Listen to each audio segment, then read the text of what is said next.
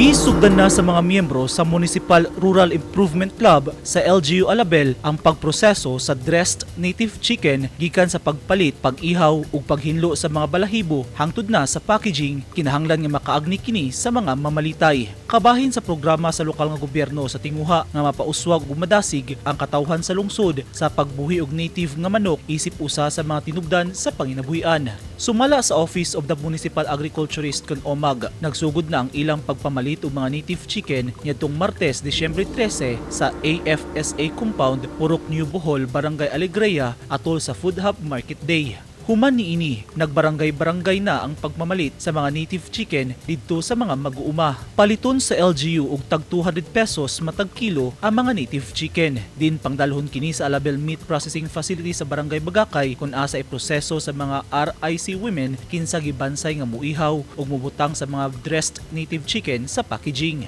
Gisiguro sa umag nga presentable ang pagasundan sa mga dressed native chicken nga mapalit sa kantidad nga 300 pesos per kilo. Tumungsab sa LGU nga matabangan ang mga mag-uuma ingon man ang native chicken industry. Naglaom ang lokal nga gobyerno nga molahutay ang programa ug daghang mga residente sa lungsod ang ilang matabangan. Sa updated report gikan sa Umag Alabel, sold out ang tanang giproseso sa RIC women nga dressed native chicken.